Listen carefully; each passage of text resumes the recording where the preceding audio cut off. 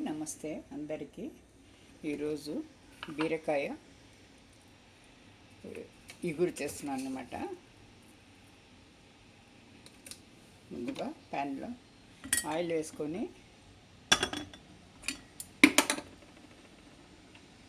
చూడండి, ఇలా బీరకాయలు పైన చెక్కు తీసి కడిగి శుభ్రంగా ముక్కలు తీసి పెట్టుకున్నానండి. ఉల్లిపాయ, పచ్చిమిరపకాయలు, ఒక చిన్న టమాటా, కొత్తిమీర వేసుకున్నాను అనమాట. ఇది మసాలాలు అనమాట. ఉప్పు, కారము, పసుపు, ధనియా పొడి అనమాట. ఇవన్నీ రెడీ చేసి పెట్టుకున్నాను. ఇప్పుడు జీలకర్ర వేస్తున్నాను. ఉప్పుకి ఆవాలు అవసరం లేదండి దీనికి, జీలకర్ర అయితే చాలు. ఇప్పుడు పచ్చిమిరపకాయలు, ఉల్లిపాయలు వేసేస్తున్నాను.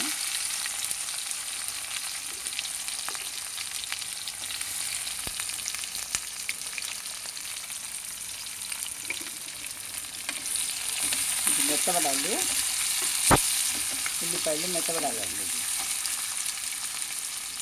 ఉల్లిపాయలు వేగినాయండి. ఇప్పుడు టమాటాలు కూడా వేసేసి ఇప్పుడు ఈ కాయగూర కూడా వేసేస్తాను అన్నమాట.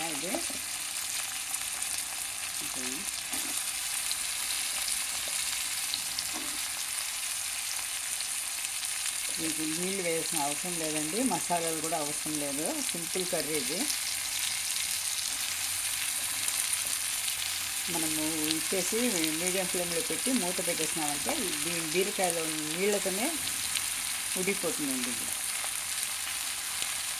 చివరిలో పాలు పోసుకోవాలంటే కొద్దిగా పాలు పోసి వండుకోవాలి. టేస్ట్ వేసి ఉల్లిపాయల్లో ఉప్పు వేసేసాను కాబట్టి ఇప్పుడు ఉప్పు, కారము చూడండి, ఇది కారము,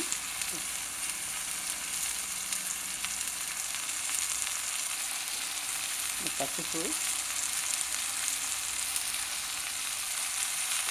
ఒక స్పూను ధనియా పొడి చాలండి.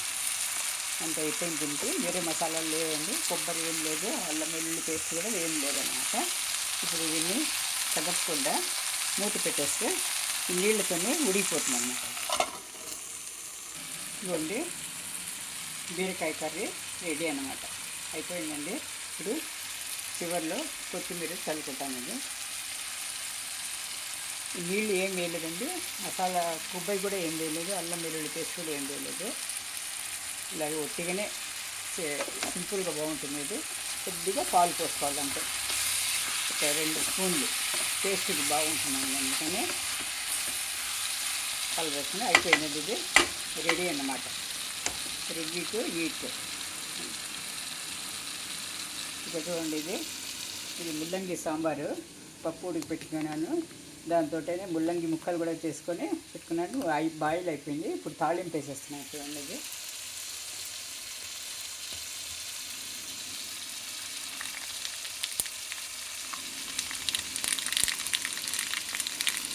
దీనికి చిన్న ఉల్లిపాయలు వేస్తానండి, సాంబార్కు బాగుంటుంది.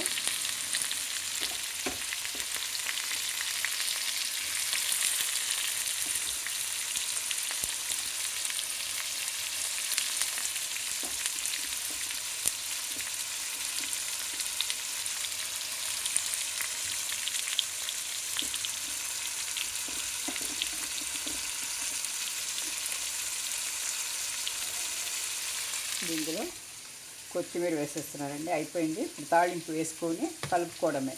తాళింపు వేసి మూత పెట్టేస్తే బాగుంటుందండి, గుమ్ముకుమిలాడితే. కొద్దిగా ఇంగువ కూడా వేస్తున్నాను. టేస్ట్కి జీర్ణకారి కూడా ఇంగువ నీటిలో వాడాలండి.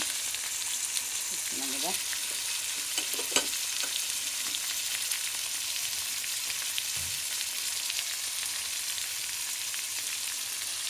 ఈ సాంబార్ ఉల్లిపాయలు తమిళనాడులో తప్పకుండా వాడతారండి. ఇది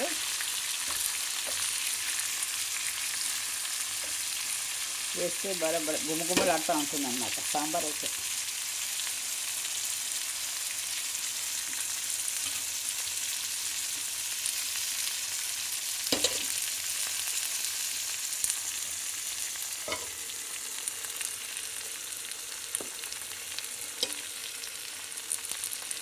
బీరకాయకు నంచుకోవడము తర్వాత లంచ్కి ఈరోజు బీరకాయతో ఈ ముల్లంగి సాంబార్తో బీరకాయ వేపుడు బాగుంటుందండి.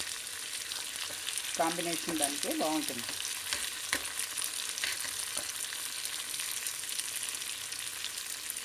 చపాతీ దీనికి కూడా బాగుంటుంది. కాకపోతే అన్నంలో ఈ బీరకాయ ఇది ముల్లంగి సాంబార్తో ఇంకా చాలా టేస్టీగా ఉంటుందన్నమాట.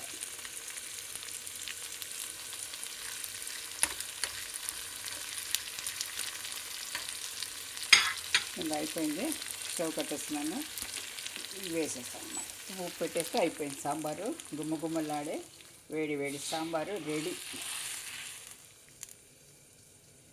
చూసారా, సాంబార్ చూస్తూనే నోరు ఊరుతుంది కదా. ఇది చాలా చాలా టేస్టీగా ఉంటుందండి. సాంబార్ పొడి నేను ఇంట్లోనే తయారు చేసుకుంటాను. ఛానల్ని లైక్ చేయండి, సబ్స్క్రైబ్ చేసుకోండి, షేర్ చేయండి, కామెంట్ చేయండి. థ్యాంక్ యూ ఫర్ వాచింగ్ అండి. ఛానల్ని ఇంతవరకు ఓపిక్గా చూసినందుకు సో మెనీ థ్యాంక్స్. సాంబార్ ఎట్లా ఉందో చెప్పండి, బీరకాయ కూర ఎలా ఉందో కాంబినేషన్ చెప్పండి. మీరు ఒకసారి చూసి మీ ఫ్రెండ్స్కు రిలేటివ్స్కి కానీ షేర్ చేయండి. మీకు ఎలా వచ్చిందో నాకు కామెంట్ చేయండి. Thank you.